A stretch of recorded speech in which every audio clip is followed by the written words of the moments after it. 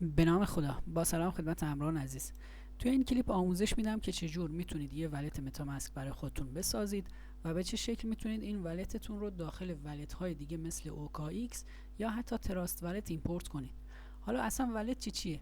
ولت کیف پول ارز دیجیتاله. شما ارزهای دیجیتالی که دارین میتونید داخل این کیف پول ها نگهداری کنید. متامسک یکی از ولت های پرکاربرده، یکی از کیف پول های پرکاربرده. شمایی که میخواید تو زمینه ایردراپ فعالیت کنید لازمه که حتما متامسک رو داشته باشید. برای استفاده از ولت متامسک میام اینجا رو گزینه افزودن کلیک میکنم، دوباره اینجا اد اکستنشن رو میزنم و منتظر میمونم تا این اکستنشن برای من دانلود بشه و نصب بشه. این قسمت دارین میبینید که داره دانلود میشه. خب بعد از دانلود شدن این افزونه خود به خود ولت متامسک برای من باز شد و اینجا من باید یه ولت جدید بسازم.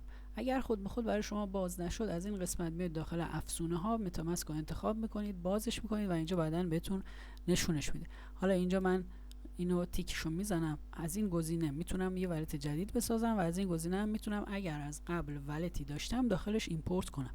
حالا من میخوام یه ولت جدید بسازم. روی این گزینه کریت کلیک میکنم، آی اگری رو میزنم. اینجا از من میخواد یه پسورد انتخاب کنم و حداقل 8 تا کاراکتر باید داشته باشه. یه پسورد اینجا انتخاب میکنم و همون پسورد رو اینجا تکرارش میکنم و بعدش تیک این گزینه رو میزنم، رو گزینه کریت کلیک میکنم. خب حالا من باید از کلمات ریکاوری فریز ولت خودم بکاپ بگیرم. این کلمات ریکاوری فریز به منزله رمز شخصی شما است. هر کسی این کلمات رو داشته باشه به راحتی به ولت شما دسترسی داره و به راحتی میتونه ولت شما رو خالی کنه. پس این کلمات رو به هیچ عنوان به هیچ کسی نباید بدین و فقط یه جا برای خودتون یادداشت کنید و داشته باشینش. من اگه روی این گزینه بزنم میتونم بعداً کلمات ریکاوری فریز خودم رو بردارم و بکاپ بگیرم، ولی اگه روی این گزینه بزنم همین الان میتونم از ولتون بکاپ بگیرم که بهتر این کارو کنید همون لحظه که ولت میسازین و همون موقع ازش بکاپ بگیرم. حالا من رو گزینهش زدم و این صفحه برای من اومده. حالا اینجا من کلیک میکنم، اینجا کلیک میکنم، کلمات ریکاوری فریز رو به من داده. 12 تا کلمه هست. این کلمات ترتیبشون خیلی مهمه. مثلا این کلمه شماره 1، کلمه شماره 2 ترتیبشون خیلی مهمه و حرف به حرفشون مهمه. الان این اولی نوشته شده رادیو. اگر من اینجا به جای او ای بذارم، مثلا اینو بیام توی دفتر برای خودم یادداشت کنم، بعدن که میخوام ایمپورتش کنم به جای رادیو اینجا آخرش او هست به جاش ای بذارم، به من خطا میده و میگه کلماتت اشتباهه و نمیتونم ایمپورتش کنم. پس حواستون باشه اگه دارین توی کاغذ یه دفتر جایی مینویسینش، حرف به حرفش رو دقیق بنویسین که هیچیشو اشتباه نکنین. حالا روی این گزینه کلیک میکنم و من اینو کپیش میکنم. خب کلمات من آوردم اینجا داخل سیو مسیج های تلگرام برای خودم یادداشت کردم، ولی این کار اشتباهه. حالا من چون دارم آموزش میدم کلمات رو اینجا میذارم. شما حتما کلمات رو داخل یه دفتر یه جایی برای خودتون یادداشت کنید که داشته باشینش. اگر خدای نکرده تلگرام به هر دلیلی از دسترس من خارج بشه، اون موقع من دیگه به این کلمات ریکاوری فریز دسترسی ندارم. پس شما بهتر کار اصولی انجام بدین و کلمات ریکاوری فریز خودتون رو داخل یه دفتری جایی یادداشت کنید. بعد از اینکه کلمات ریکاوری فریز رو برداشتم رو گزینه نکست کلیک میکنم. حالا اینجا میخواد از من که بکاپ بگیره، ببینه آیا واقعا من این کلمات رو دارم یا نه. میبینید که کلمه شماره 3، کلمه شماره 4 و کلمه شماره 8 رو من باید اینجاها قرار بدم تا بکاپ گرفته بشه. حالا کلمه شماره 3 رو از اینجا کپی میکنم، میام اینجا پیستش میکنم و به همین ترتیب شماره 4 و 8 رو هم اینجا میذارم تا بتونم بکاپشو بگیرم. خب حالا گزینه کانفرم فعال شده و رو گزینه کانفرم میتونم کلیک کنم. دوباره تاکید میکنم این کلمات رو هر کسی داشته باشه میتونه به ولت شما دسترسی پیدا کنه و منی که الان دارم آموزش میدم از این ولت نمیخوام استفاده کنم، فقط قصدم آموزش به شما هست. پس این ولت رو بعد از اینکه این آموزش رو گرفتم کلا پاک میکنم و دیگه هیچ وقت سراغش نمیام. حالا رو گزینه کانفرم کلیک میکنم، اینجا کلیک میکنم و الان دیگه ولت متامسک من راه افتاد و یه ولت متامسک من الان ساختم و حالا میخوام این ولتی که ساختم و داخل ولت های دیگه مثل OKX ایمپورت کنم. ولت OKX هم بسیار کاربردیه. اینجا کلیک میکنم، این ولت OKX رو نصبش میکنم، دوباره مثل همون متامسک همون مراحلی که برای نصب متامسک رفتم برای اینم انجام میدم.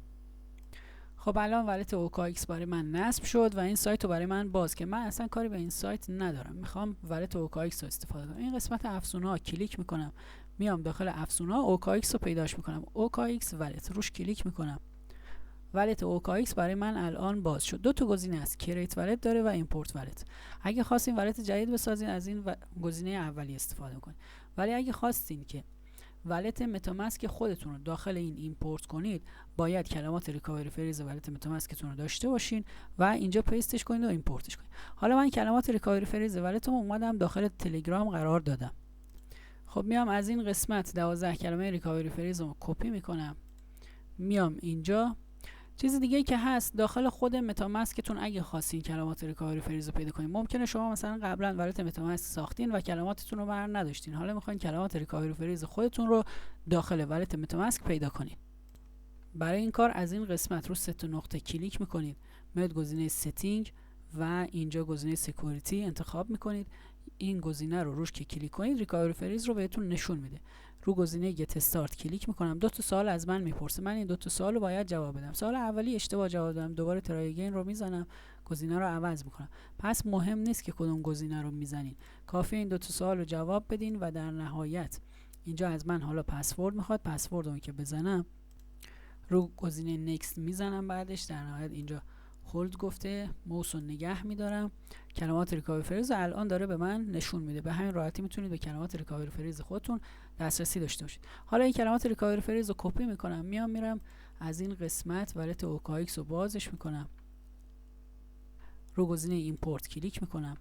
حالا اینجا چند تا گزینه برای من آورده برای ایمپورت کردن ولت ها. گزینه دومی ایمپورت ولت، چون من میخوام با کلمات ریکاوری فریز این کارو انجام بدم، با 12 کلمه ریکاوری فریز گزینه دومی رو انتخابش میکنم. اینجا 12 کلمه ریکاوری فریزی که دارم و پیستش میکنم، رو گزینه کانفرم کلیک میکنم. حالا یه پسورد حداقل 8 کاراکتری برای خودم اینجا انتخاب میکنم و اینجا تکرارش میکنم. گزینه کانفرم فعال شده، رو گزینه کانفرم کلیک میکنم. الان ولت OKX برای من راه اندازی شد و ولت OKX من فعال شده.